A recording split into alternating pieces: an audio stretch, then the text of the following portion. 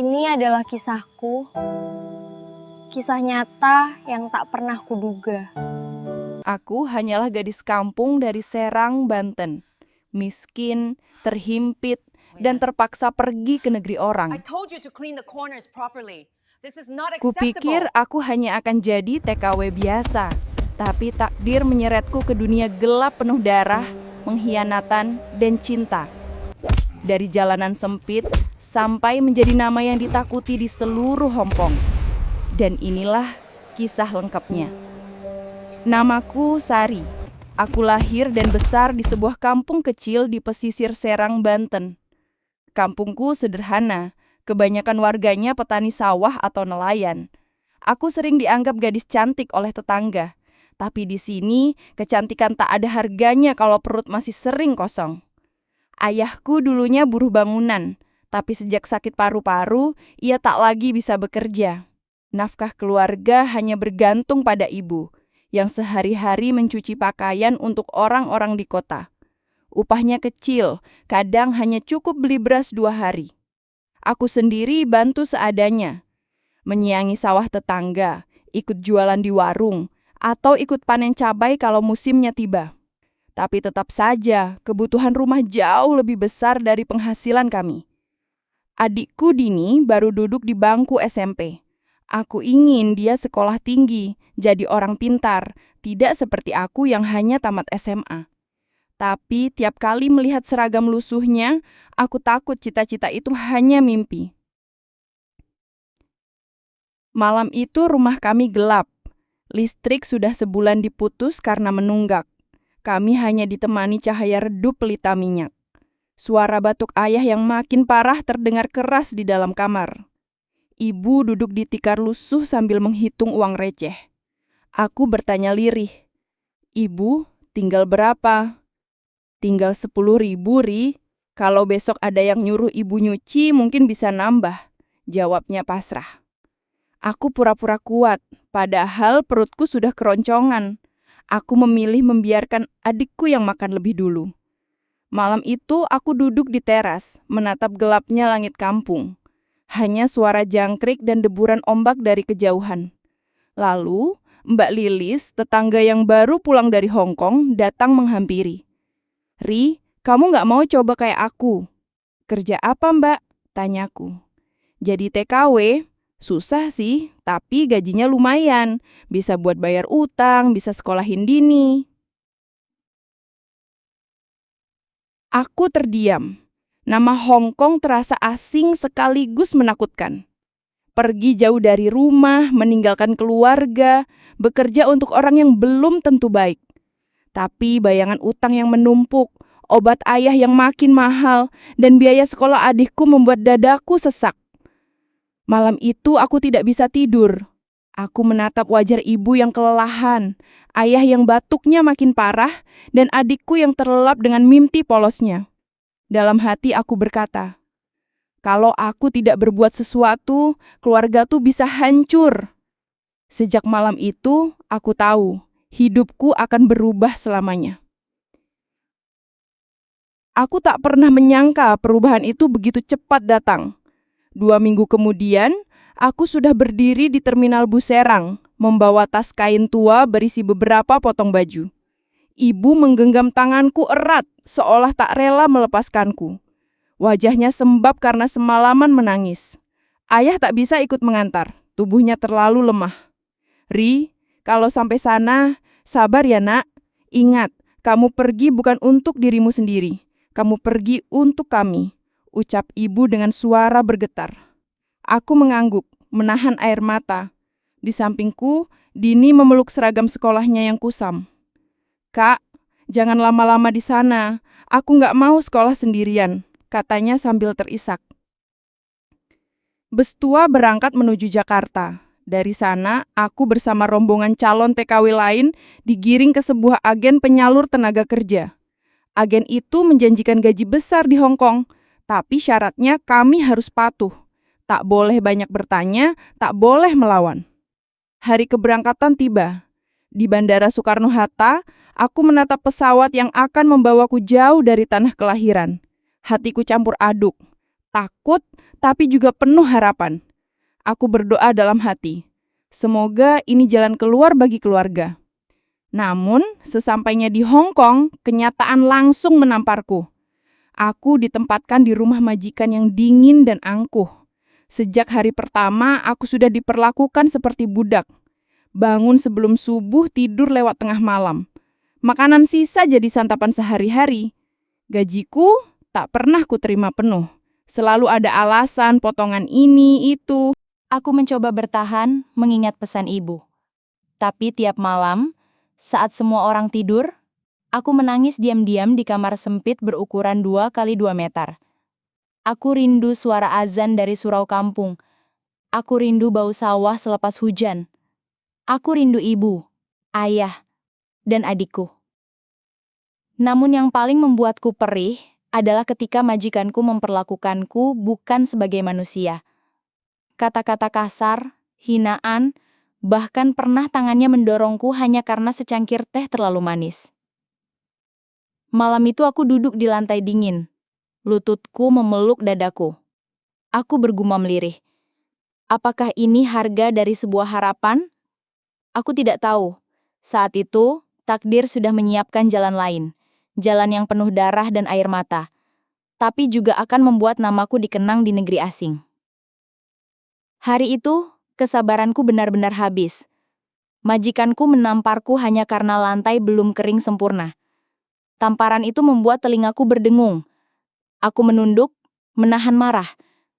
Tapi saat ia mengangkat tangan lagi, entah kenapa aku menepisnya. Matanya melotot. "You dare fight me?" bentaknya.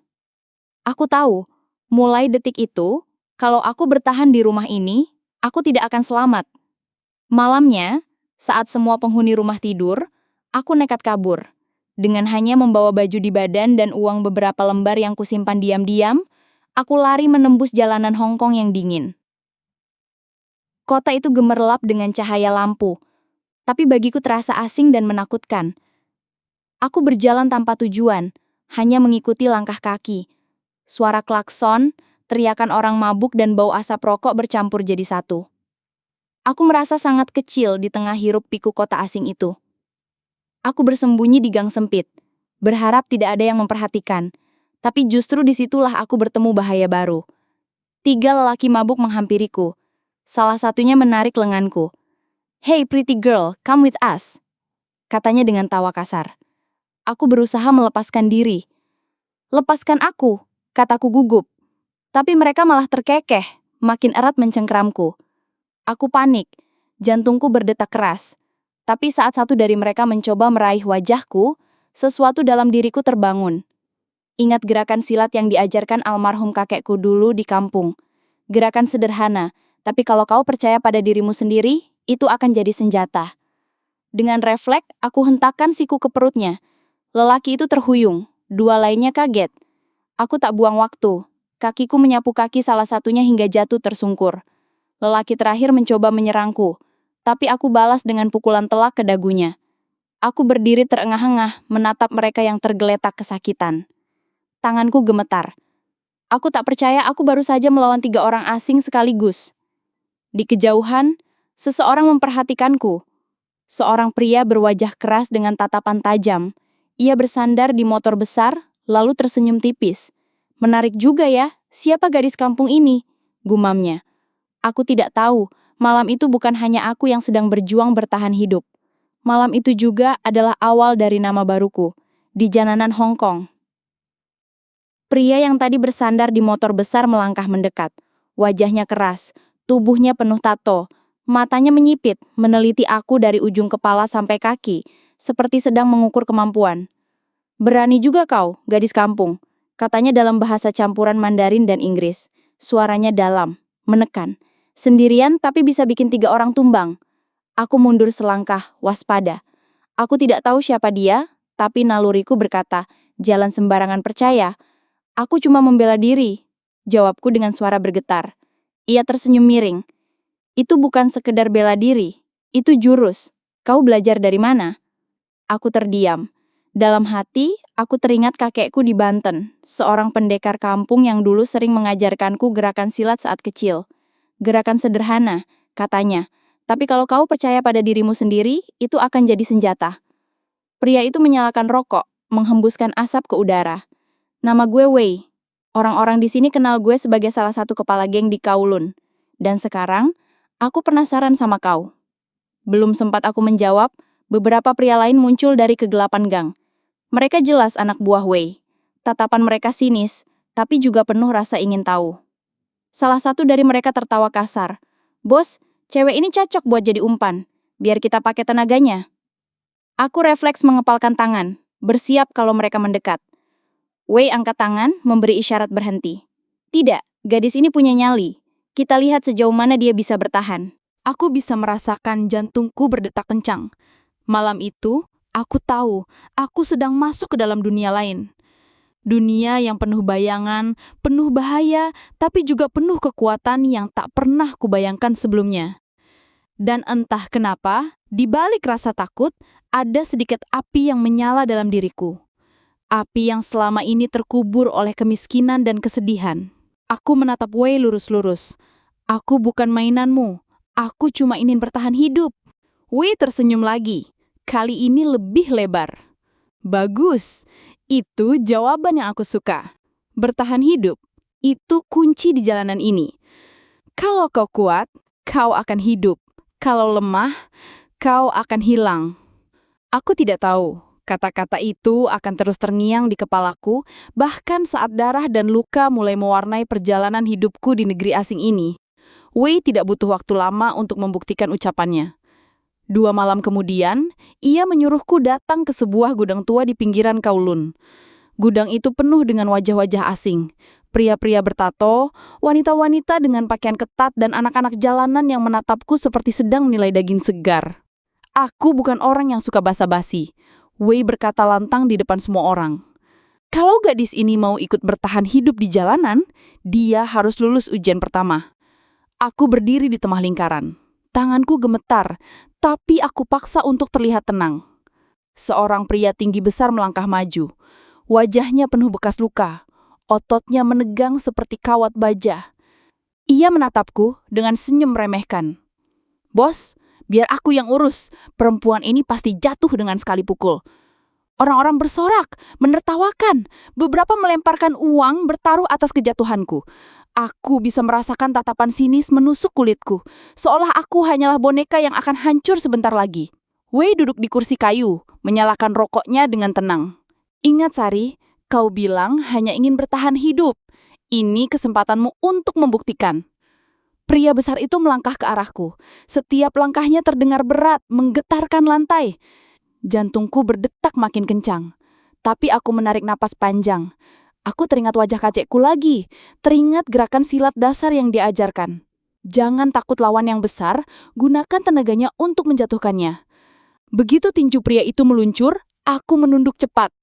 Tanganku menyambar pergelangannya. Lalu kuputar tubuhku, memanfaatkan tenaganya sendiri. Suara duk keras terdengar ketika tubuhnya menghantam lantai. Semua orang terdiam sepersekian detik. Lalu gaduh sorakan memenuhi gudang. Pria itu bangkit lagi. Lebih marah dari sebelumnya. Ia mencoba menendang, tapi aku menyampingkan badan, lalu menghantam lututnya dengan tendangan rendah. Ia terjatuh, meringis kesakitan. Aku berdiri di atasnya. Napasku terengah-engah, tapi mataku menatap tajam. Aku tahu, jika aku menunjukkan rasa takut, mereka akan melumatku. Jadi aku menegakkan tubuhku, walau kakiku gemetar. Wei berdiri, menepuk tangan perlahan. Senyumnya tipis, tapi matanya berkilat tajam. Bagus, kau bukan hanya bisa bertahan hidup, kau bisa membuat orang lain takut padamu. Sorakan bergema lagi. Malam itu tanpa kusadari, aku baru saja menapaki langkah pertama menuju legenda hitam yang kelak akan melekat pada namaku. Sejak kejadian di gudang itu, semuanya berubah. Orang-orang yang tadinya menertawakan, kini menatapku dengan rasa segan. Beberapa bahkan menyapaku dengan nada hormat, meski samar-samar aku bisa merasakan mereka juga takut. Wei mendekat setelah semua bubar. Ia menepuk bahuku dengan tangan beratnya. Kau sekarang milikku, Sari. Kau akan ikut dengan kami. Kau akan belajar. Kau akan tumbuh. Dan kalau kau bertahan, kau akan berkuasa. Tapi ingat, Jalan ini tidak punya pintu keluar. Aku menelan ludah. Kata-kata tidak punya pintu keluar bergema di kepalaku. Tapi aku hanya bisa mengangguk. Aku tahu, aku tidak punya pilihan lain. Aku bukan lagi gadis kampung yang bisa kembali ke rumah bambu di pesisir Banten kapan saja. Aku sudah terlanjur menyeberangi garis. Hari-hari berikutnya, aku mulai mengenal dunia gelap Hong Kong. Siang hari aku bersembunyi, malam hari aku ikut mereka di jalanan.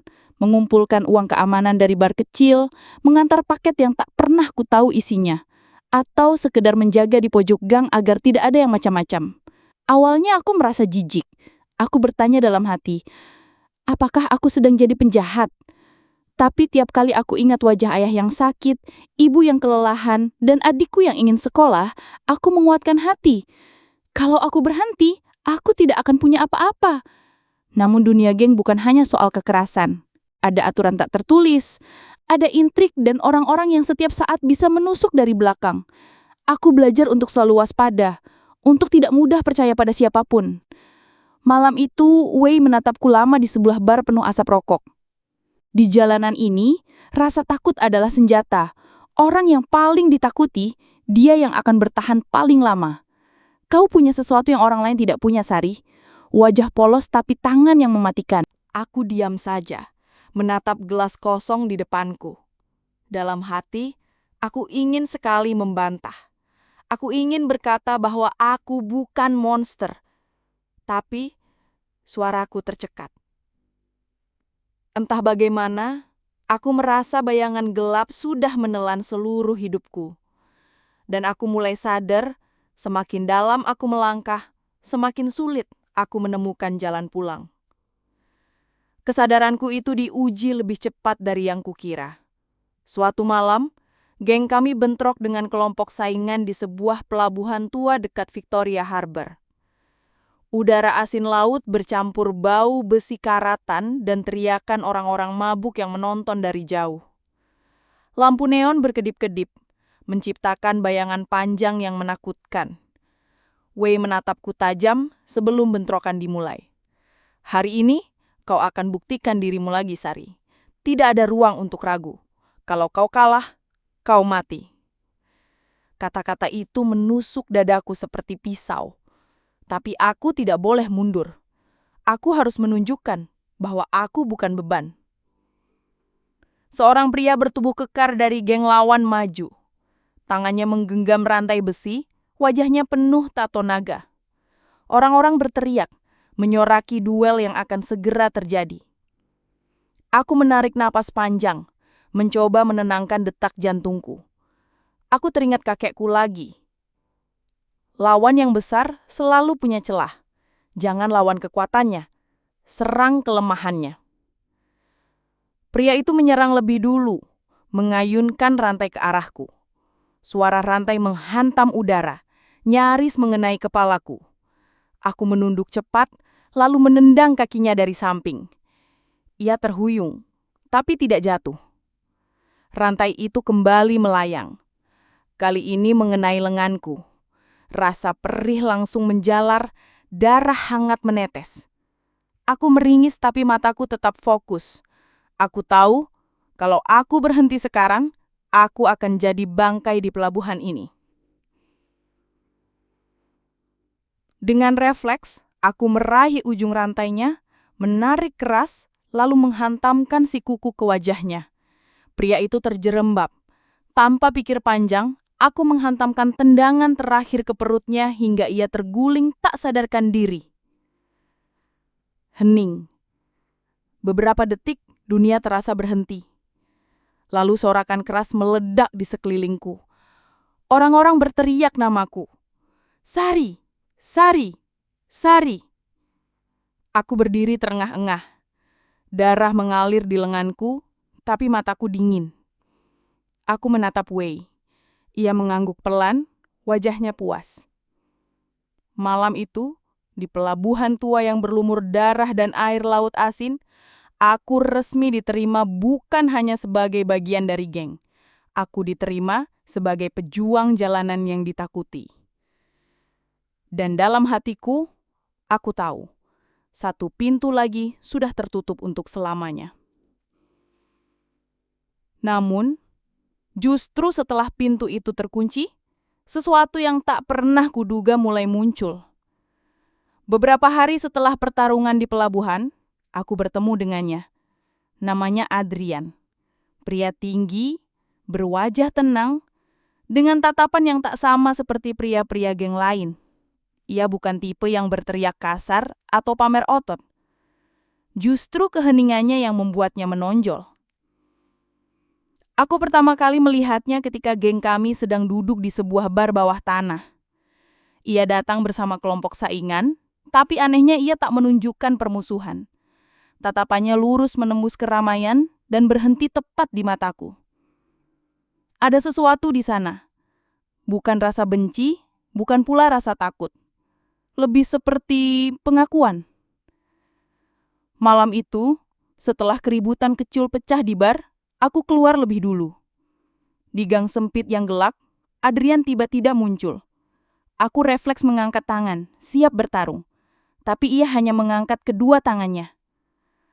Aku tidak datang untuk bertarung, katanya dalam bahasa Indonesia yang patah-patah. Aku terkejut. Kau bisa bahasa Indonesia? Tanyaku curiga. Ia tersenyum tipis. Ibuku orang Jawa. Aku lahir di sini, tapi darahku sebagian sama denganmu. Aku terdiam. Di tengah kota asing yang dingin, mendengar suara seseorang yang nyambung dengan tanah air membuat hatiku bergetar. Adrian menatapku lama. Aku lihat caramu bertarung di pelabuhan. Kau berbeda, Sari. Kau bukan hanya petarung, kau punya hati. Aku ingin menyangkal, tapi suaraku tercekat. Tidak ada yang pernah mengatakan itu sebelumnya. Selama ini aku hanya dianggap alat, senjata, atau sekedar wajah cantik yang kebetulan bisa berkelahi. Kenapa kau bilang begitu padaku? Tanyaku akhirnya. Adrian mendekat selangkah. Suaranya rendah, hampir seperti bisikan. Karena aku tahu, di balik semua luka dan kemarahan, kau masih mencari sesuatu. Rumah mungkin? Atau cinta? Jantungku berdetak cepat. Untuk sesaat, dunia geng yang keras, suara tawa kasar, dan bau alkohol di sekitar hilang begitu saja. Yang tersisa hanya aku, dia, dan tatapan yang tak bisa kupahami. Aku benci mengakuinya, tapi di dalam hatiku, api kecil itu mulai menyala. Api yang tak kukira bisa hidup di tengah bara jalanan yang penuh darah. Dan aku tidak tahu, apakah api itu akan menghangatkanku atau justru membakarku habis. Malam itu aku dan Adrian bertemu lagi. Bukan di gang sempit, bukan di pelabuhan berdarah, tapi di sebuah bar kecil yang remang-remang di mongkok. Musik berdentum, asap rokok tebal, dan botol-botol alkohol memenuhi meja. Aku biasanya menghindari minum terlalu banyak. Aku harus selalu waspada. Tapi malam itu, aku lelah.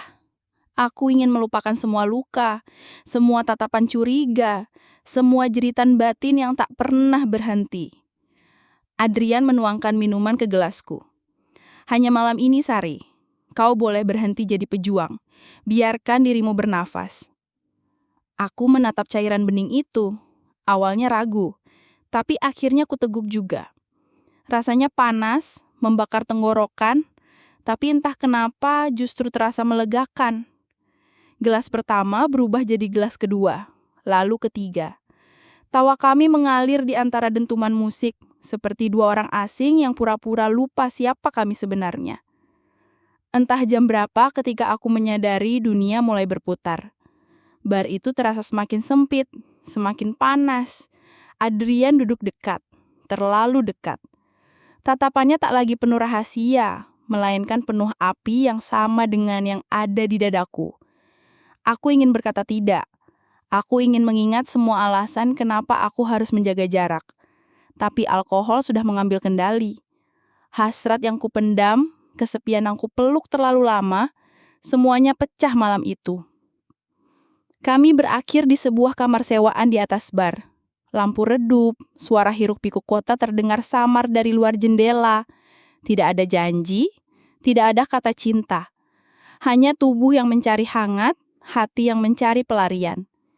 Di antara nafas yang terengah, aku tahu ini bukan tentang cinta sejati. Ini hanya tentang dua orang yang sama-sama terluka, saling berlabuh sebentar di dermaga yang salah. Pagi harinya aku terbangun dengan kepala berat. Adrian sudah duduk di tepi ranjang, menyalakan rokok. Ia menoleh, lalu tersenyum tipis. Jangan salah paham, Sari. Malam ini, hanya malam ini. Aku menatapnya lama, lalu menarik selimut menutupi tubuhku. Hati ini terasa kosong.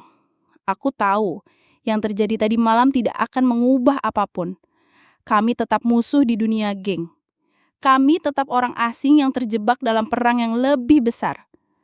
Tapi satu hal yang kupastikan, malam itu akan selalu meninggalkan jejak. Jejak yang samar, getir, dan tak pernah benar-benar bisa kuhapus. Hari-hari berikutnya berjalan tegang. Hubunganku dengan Adrian tak pernah kami bicarakan lagi. Kami bertemu beberapa kali di jalanan. Kadang hanya saling lempar tatapan. Seolah malam itu tidak pernah terjadi. Namun justru karena itu, hatiku semakin resah. Wei sepertinya mulai curiga. Tatapan matanya lebih tajam tiap kali aku kembali dari luar. Ia seperti bisa mencium ada sesuatu yang tak beres. Dan di dunia ini, kecurigaan kecil saja bisa jadi vonis mati. Suatu malam, Wei memanggilku ke markas. Ia melempar sebuah map ke meja kayu yang penuh goresan. Kita dapat kabar, geng lawan akan mengirim barang besar minggu depan. Ini kesempatan kita untuk memukul mereka sekaligus merampas apa yang mereka bawa. Aku membuka map itu. Foto-foto pelabuhan, catatan waktu, rute kapal. Tapi dadaku langsung sesak ketika membaca nama yang tercatat sebagai pengawal utama barang itu. Adrian.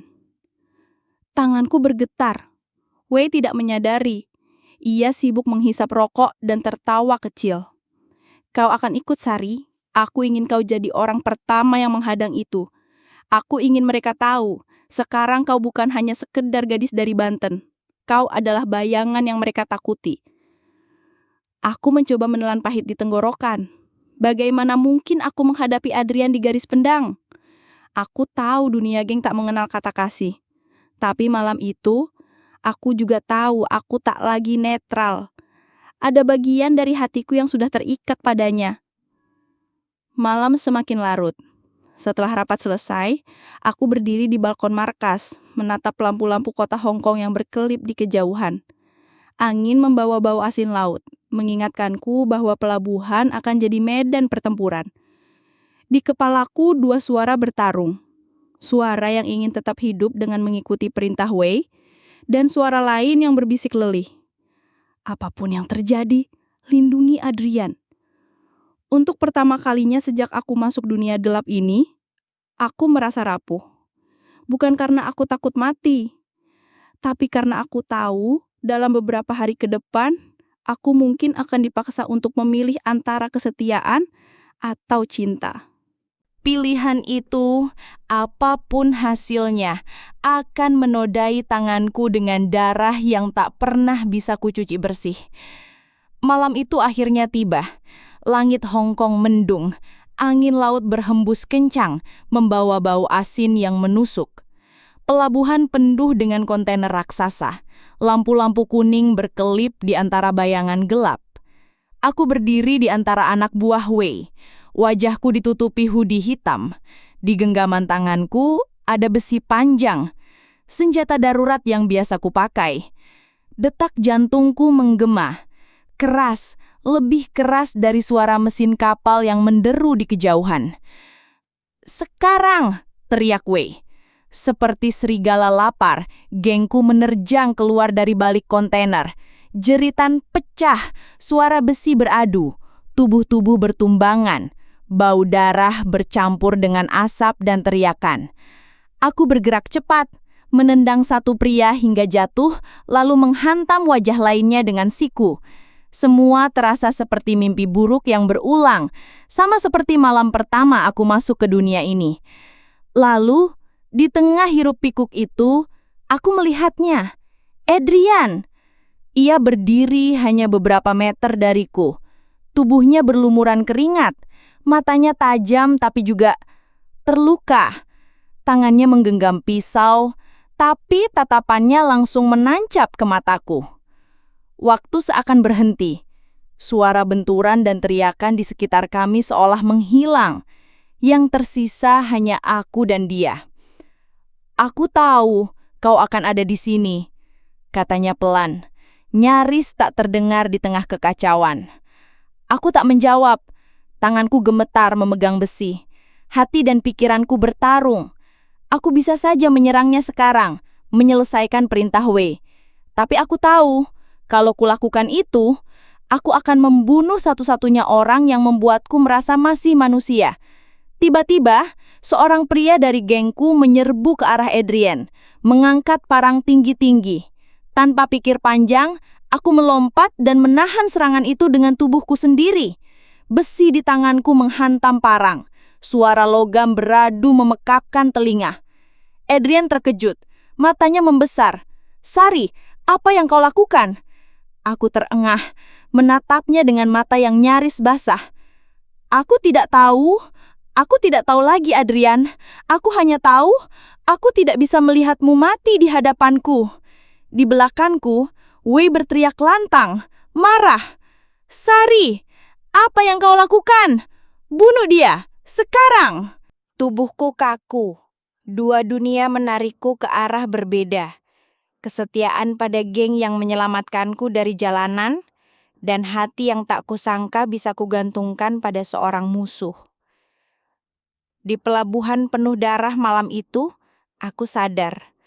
Apapun yang kupilih, hidupku tak akan pernah sama lagi.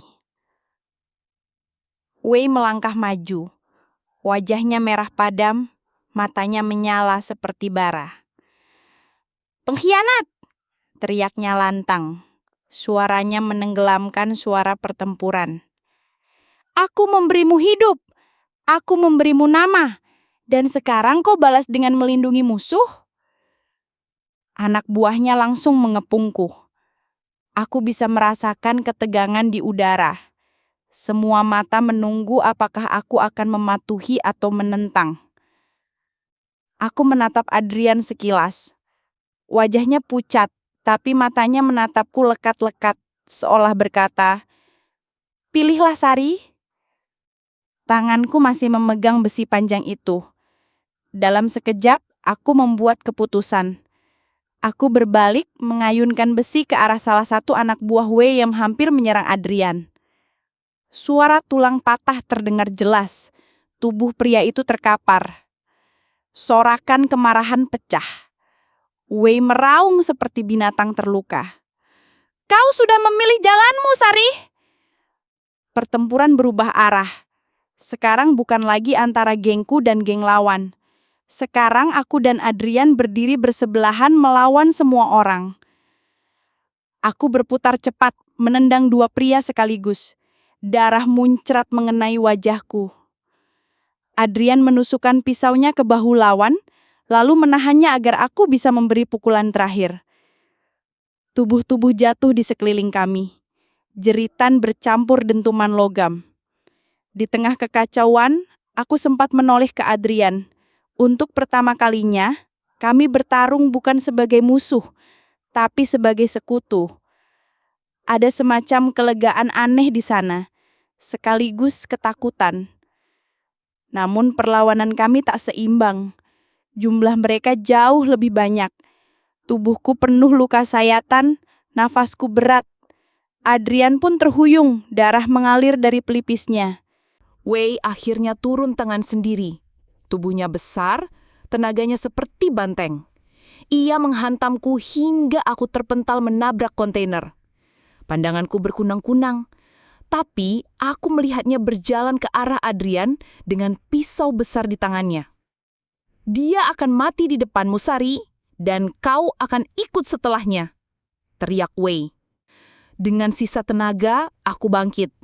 Luka di tubuhku menjerit, tapi hatiku lebih keras. Aku berlari, menubruk Wei dari samping. Tubuh kami berdua jatuh menghantam besi kontainer. Pisau besar itu terlepas dari tangannya, bergulir ke tanah. Wei mencekikku, napasku hampir habis.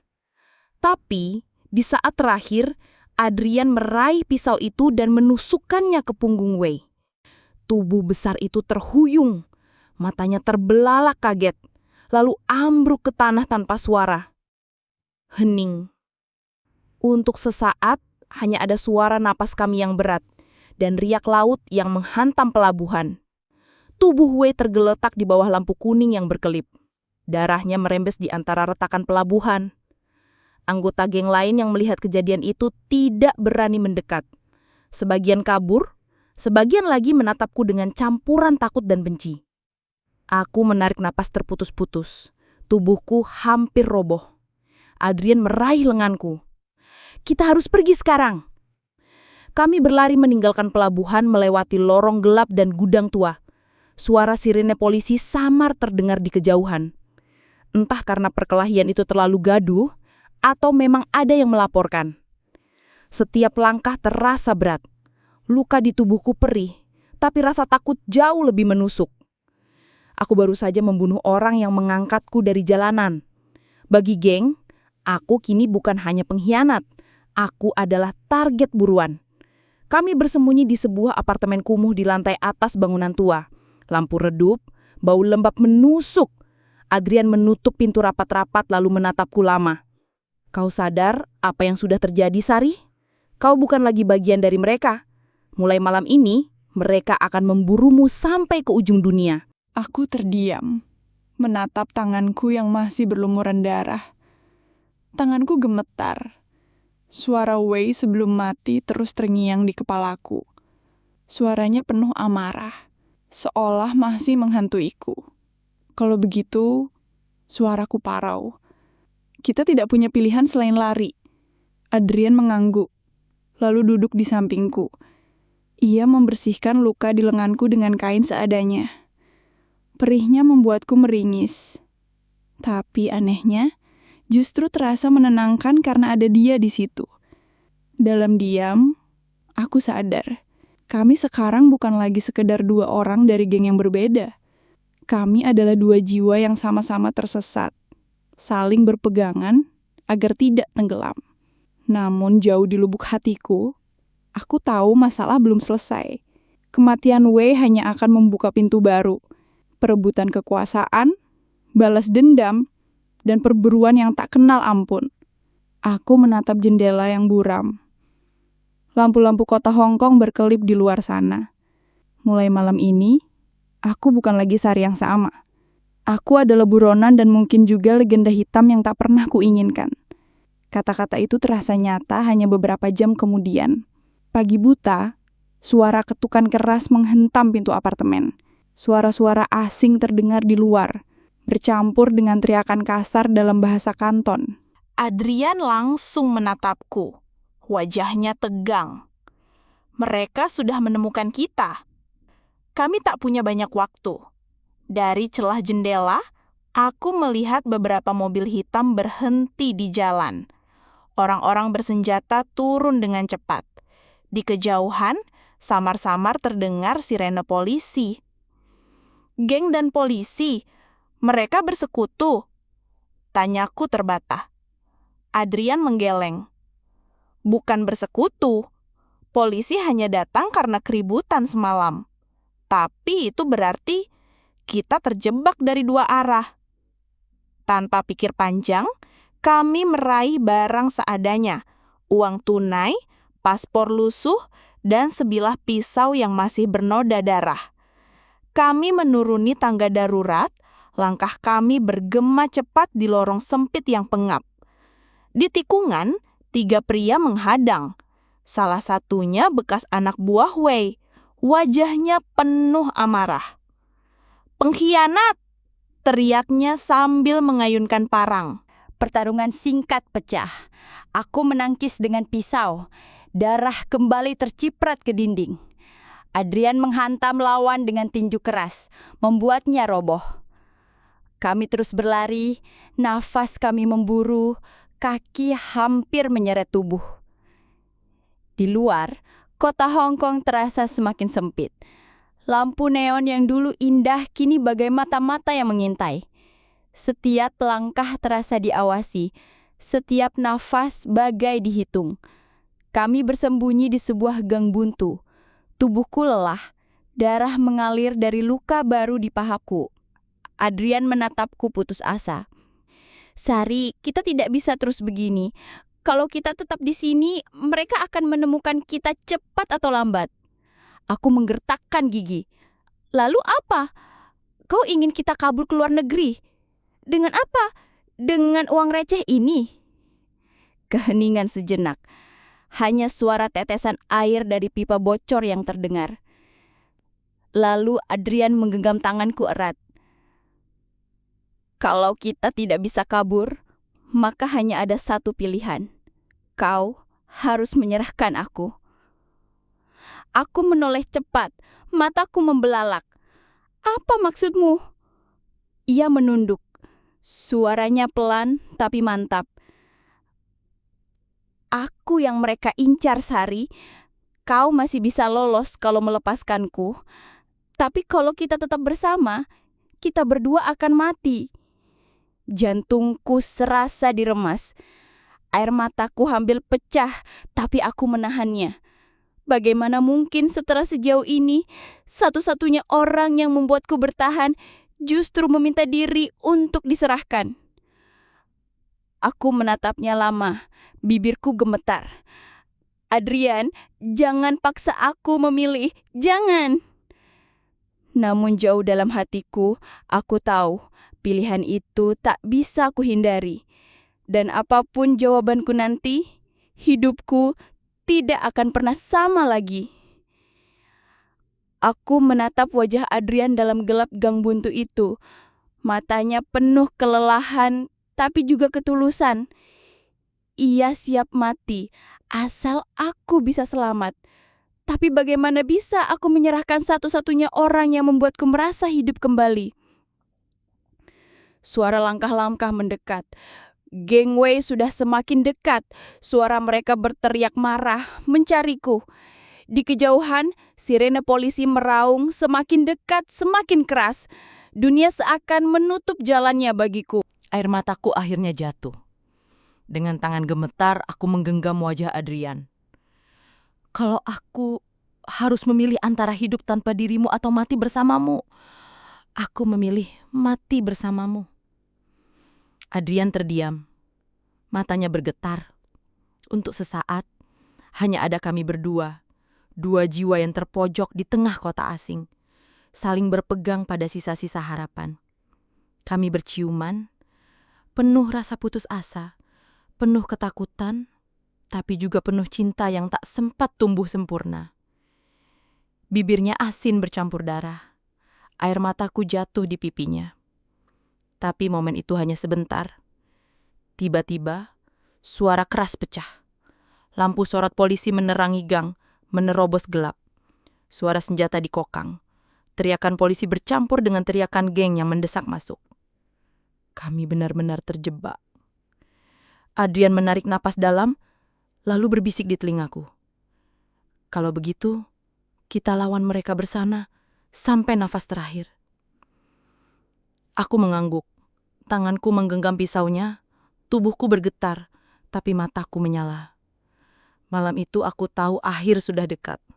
Dan aku berjanji pada diriku sendiri, kalau memang harus mati, maka aku akan mati sebagai Sari, gadis bantal yang berjuang sampai tetes darah terakhir. Teriakan pecah dari dua arah sekaligus. Polisi meneriakkan perintah dengan senjata terangkat, sementara sisa gangway berteriak penuh amarah.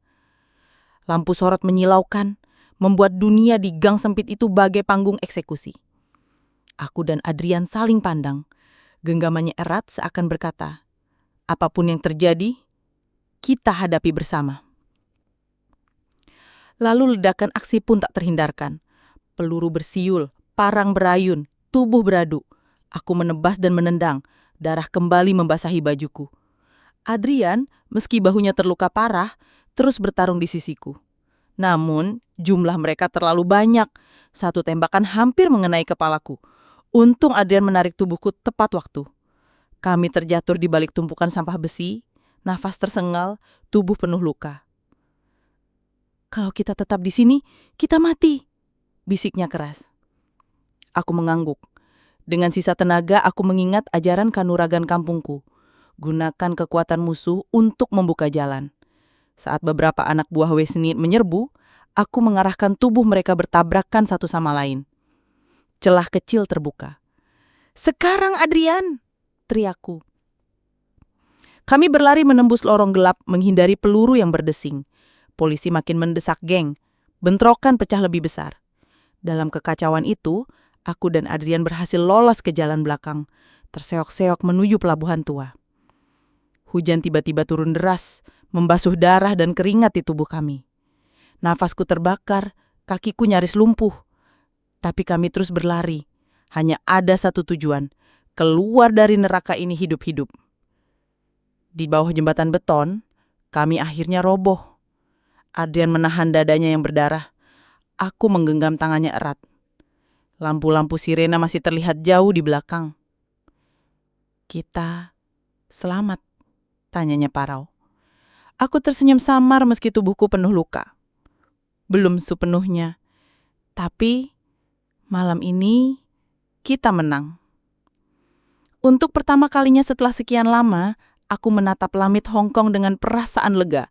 Bukan karena semuanya sudah selesai, tapi karena aku tahu kami masih punya kesempatan. Beberapa hari setelah malam berdarah itu, tubuhku masih penuh luka, tapi tekadku sudah bulat. Adrian duduk di sampingku di sebuah kamar kecil di dekat pelabuhan. Wajahnya pucat namun matanya menyala dengan tekad yang sama. Kita sudah lihat sendiri.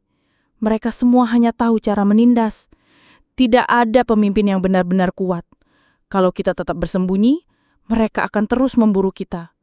Tapi kalau kita berdiri di atas mereka, aku melanjutkan kalimatnya, kita yang akan memburu mereka. Malam itu menjadi titik balik. Aku tak lagi hanya seorang buruh migran yang kabur dari kampung, atau sekedar buruan geng. Aku adalah Sari, perempuan Banten yang kini bertekad menaklukkan jalanan Hong Kong. Kami mulai dari kecil, mengumpulkan orang-orang buangan, gelandangan, pekerja kasar, kurir narkoba yang muak, bahkan perempuan-perempuan yang selama ini hanya jadi korban geng. Dengan ilmu bela diri dan kanuragan yang kuturunkan dari kampung, aku melatih mereka. Adrian mengajarkan strategi, cara menyusun serangan, hingga bagaimana menguasai jalur peredaran uang dan barang gelap di kota ini. Setiap malam, kami bergerak di lorong-lorong sempit, menaklukkan geng kecil, mengambil alih wilayah demi wilayah. Awalnya mereka menertawakan. Bagaimana mungkin seorang perempuan asing memimpin? Tapi tawa itu berhenti saat satu persatu pemimpin geng bertekuk lutut di kakiku. Kabar pun menyebar cepat. Ada kelompok baru di jalanan, dipimpin seorang wanita muda dengan tatapan tajam dan tangan berlumur darah, bersama pria asing bermata dingin. Mereka menamakan kami Bayangan Timur, karena kami muncul dari gelap dan menelan siapa saja yang menghalangi. Beberapa bulan berlalu, kelompok kecil itu tumbuh jadi puluhan, lalu ratusan. Kami kuasai pasar gelap, pelabuhan ilegal, sampai jaringan perjudian. Dari Kowloon sampai Mengkok, nama kami mulai menguasai bisik-bisik orang jalanan. Aku berdiri di atap gedung tinggi, menatap lampu-lampu Hong Kong yang berkilau di bawah. Angin malam berhembus, rambutku terurai, luka lama masih terasa di tubuh. Tapi hatiku bergetar. "Adrian," panggilku lirih.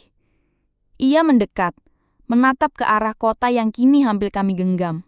"Ya?" Aku tersenyum samar, penuh arti. Kita sudah bukan buronan lagi, kita adalah penguasa. Dan malam itu, untuk pertama kalinya, aku percaya, legenda tentang Sari, gadis Banten, baru saja memasuki babak yang lebih besar, bukan hanya tentang bertahan hidup, tapi menaklukkan dunia yang pernah mencoba menghancurkannya. Tapi, aku segera sadar, menaklukkan Hong Kong bukan berarti semuanya tunduk begitu saja. Setiap wilayah yang kami kuasai, selalu ada mata yang mengintai, menunggu saat lengah. Dan kali ini, Musuh yang datang bukan lagi geng jalanan kecil. Mereka menyebut dirinya Serpent Riot, geng tua yang sudah berakar puluhan tahun di Hong Kong. Pemimpinnya, pria bernama Liang, dikenal kejam dan licik. Dan ketika kabar sampai padanya bahwa seorang perempuan asing merebut wilayahnya, ia menganggap itu penghinaan. Malam itu, serangan balasan datang. Kami sedang berkumpul di gudang tua dekat pelabuhan, membagikan wilayah baru untuk anak-anak bayangan timur. Tiba-tiba, pintu besi bergetar keras diikuti suara ledakan kecil. Granat asap dilempar masuk. "Serpent Riot!" teriak seseorang. Dalam sekejap, tempat itu berubah jadi neraka. Puluhan pria bersenjata masuk. Peluru berdesing, suara jeritan pecah di mana-mana. Asap menutupi pandangan, bau mesiup menusuk hidung. Aku menarik pisau dari pinggang, menebas bayangan pertama yang mendekat. Adrian melepaskan tembakannya dari pistolnya, melindungi punggungku. Tubuh-tubuh roboh satu persatu, tapi jumlah mereka tak terbendung. Aku teringat masa lalu, latihan kanuragan di halaman rumah, suara ayahku yang parau. Kalau kau terdesak, gunakan seluruh tubuhmu. Jangan takut pada jumlah. Taklukan satu persatu sampai habis. Dengan gerakan cepat, aku menendang keras menjatuhkan dua lawan lalu menusuk perut yang lain. Tanganku berlumur darah, napasku berat, tapi mataku menyala penuh amarah. Di tengah kekacauan, aku melihat Liang sendiri masuk. Wajahnya dingin, senyum tipis di bibirnya. Ia tak membawa senjata api, hanya sebilah pedang pendek berkilau. "Sari, gadis kampung dari Banten, kau pikir bisa jadi ratu di kotaku?" Aku mendongak, tubuhku penuh luka tapi berdiri tegak.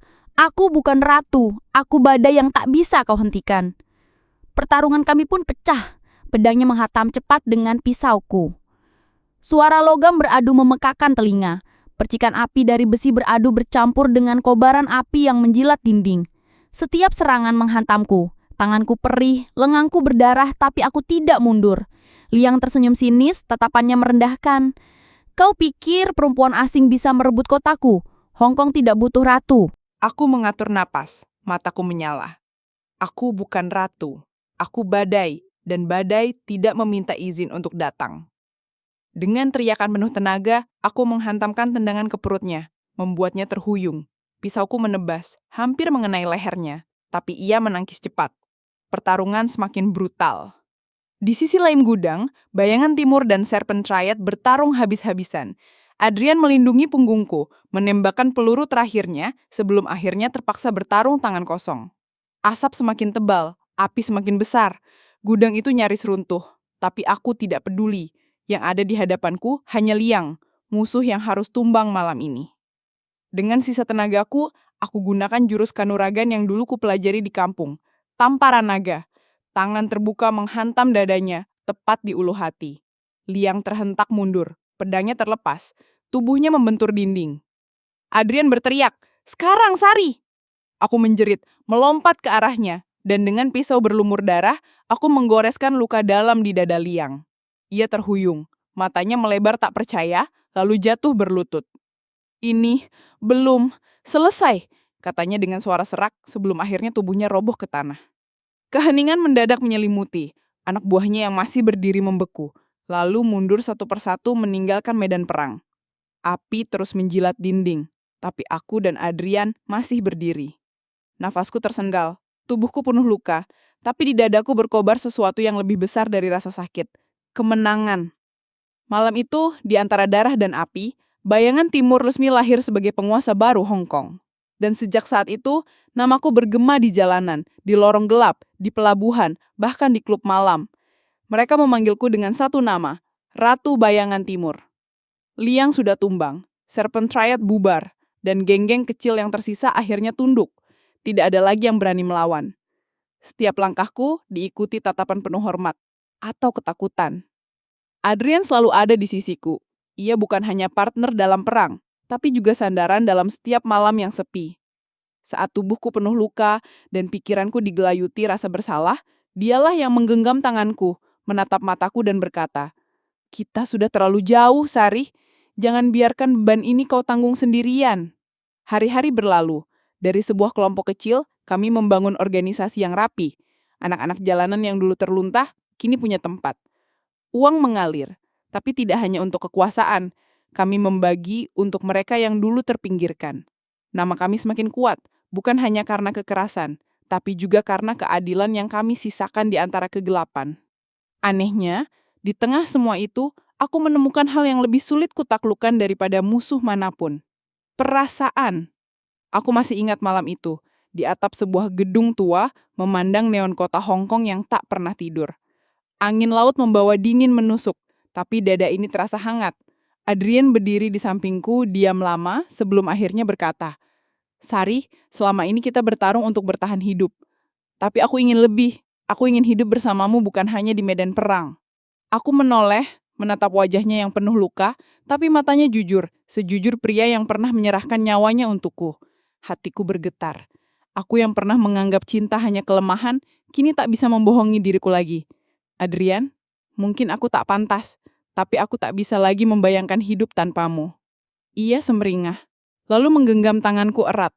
Malam itu, di atas kota yang baru saja kami kuasai, aku tahu perjalanan panjang kami tidak berhenti di sini. Kita telah menaklukkan Hong Kong. Kini saatnya menaklukkan hidup. Bersama. Dan benar, beberapa bulan setelah malam itu, aku berdiri dengan gaun sederhana berwarna putih gading di sebuah gedung tua yang kami sulap jadi tempat sakral. Di luar, neon kota masih berkilau, tapi di dalam, semua terasa hangat. Sebuah perayaan yang tidak pernah kubayangkan dalam hidupku yang penuh darah. Adrian menatapku dengan senyum yang jarang kulihat. Tulus, damai, tanpa bayangan perang. Di depan saksi-saksi, para sahabat dan anak jalanan yang dulu kami lindungi, ia mengucapkan janji. "Sari, aku pernah bertarung di sisimu, melihatmu terluka, melihatmu berdiri lagi. Dan hari ini, aku berjanji, akan selalu ada bersamamu bukan hanya sebagai pejuang, tapi sebagai suami."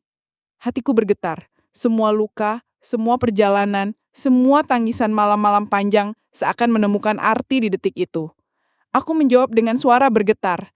"Adrian, aku tidak pernah percaya aku pantas mendapat kebahagiaan. Tapi denganmu, aku tahu, bahkan bayangan pun bisa menemukan cahaya." Tepuk tangan pecah. Musik sederhana mengalun. Untuk pertama kalinya, aku menangis bukan karena sakit, tapi karena bahagia. Namun, meski malam itu penuh cinta, aku tahu satu hal. Nama Sari Bayangan Timur tidak akan pernah benar-benar lepas dari darah. Di luar sana, dunia bawah masih bergejolak. Dan rumor tentangku sudah sampai ke telinga mafia dari Tokyo, Bangkok, bahkan Moskow. Tapi, aku tidak takut lagi. Karena kini aku tidak berdiri sendiri. Di sampingku ada Adrian, dan di belakangku ada keluarga baru yang kami bangun. Malam itu, dari balkon gedung pernikahan, aku memandang kota Hong Kong yang bercahaya. Dan aku tahu, sejarah telah menulis namaku. Bukan hanya sebagai seorang perempuan miskin dari Banten. Bukan hanya sebagai pekerja migran yang terbuang. Tapi, sebagai legenda yang lahir dari darah dan api. Ratu Bayangan Timur. Setelah malam penuh cahaya itu, hidupku berubah lebih besar lagi. Bukan karena kekuasaan, tapi karena kelahiran putri kecilku. Saat pertama kali menimbangnya, aku tahu aku tak bisa lagi hidup di dunia yang keras, kotor, dan penuh darah. "Adrian," kataku suatu malam sambil menatap bayi mungil itu. "Aku tidak ingin anak kita tumbuh dengan jejak yang sama. Biarkan semua nama besar, semua legenda, terkubur di Hong Kong. Aku hanya ingin jadi seorang ibu, dan kau jadi seorang ayah." Adrian menatapku lama, lalu dengan suara serak, penuh keyakinan. Ia berkata, "Kalau itu maumu, Sari, maka itu juga hidupku. Mulai sekarang, kita bukan lagi Bayangan Timur. Kita hanya keluarga kecil yang ingin bahagia." Beberapa bulan kemudian, kami benar-benar meninggalkan Hong Kong. Segala gemerlap, rasa takut, dan hormat yang menempel pada namaku, kami tinggalkan begitu saja. Kami kembali ke Banten, ke tanah tempat semuanya bermula. Di kampung, tidak ada yang tahu siapa aku sebenarnya. Mereka hanya melihat seorang gadis kampung yang kembali dari luar negeri bersama suaminya, membawa seorang bayi. Namaku hanya Sari. Bukan legenda, bukan ratu. Dan itu membuatku tersenyum. Malam itu, kami berjalan di pasar malam sederhana. Lampu bohlam bergelantungan, suara anak-anak tertawa, aroma sate bercampur dengan gula kapas. Adrian menggendong putri kecil kami, sementara aku berjalan di sampingnya, menggenggam tangannya. Rasanya seperti mimpi. Tiba-tiba 3 lelaki kampung menghadang jalan kami. Bajunya lusuh, matanya liar. Salah satunya menepuk dada Adrian. Orang kota, kasih duit sini. Kalau enggak, jangan harap bisa lewat. Aku menatap mereka. Hati kecilku ingin mengeluarkan semua jurus yang masih tertinggal dalam darahku. Tapi aku ingat. Aku berjanji untuk meninggalkan semua itu.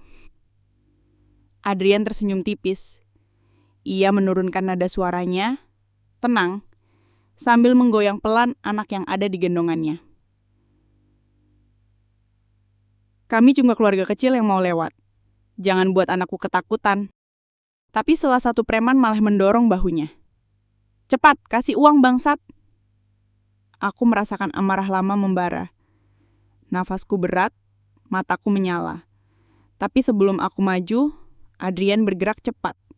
Dengan satu gerakan tenang tapi keras, ia menangkap pergelangan tangan si preman dan memelintirnya. Lelaki itu menjerit kesakitan, jatuh berlutut.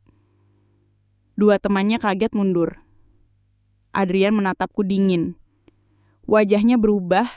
Sekilas aku melihat bayangan pria yang dulu pernah memimpin perang. Pergi, sekarang. Jangan pernah tunjukkan muka kalian di depan keluarga ini lagi. Para preman itu lari terbirit-birit. Suasana pasar malam kembali ramai, seolah tak terjadi apa-apa. Aku menatap Adrian lama, campuran bangga dan khawatir di dadaku. Ia menoleh kepadaku, lalu tersenyum hangat. Tenang Sari, aku janji. Ini yang terakhir. Untuk anak kita benar-benar akan hidup normal. Aku menggenggam tangannya erat. Kami melanjutkan langkah di bawah cahaya lampu pasar malam yang sederhana. Untuk pertama kalinya dalam hidupku, aku merasa benar-benar bebas. Dan di antara riuh suara orang kampung, tawa anak-anak, dan genggaman tangan Adrian, aku tahu legenda Bayangan Timur sudah berakhir. Kini yang tersisa hanyalah seorang ibu, seorang ayah, dan seorang anak.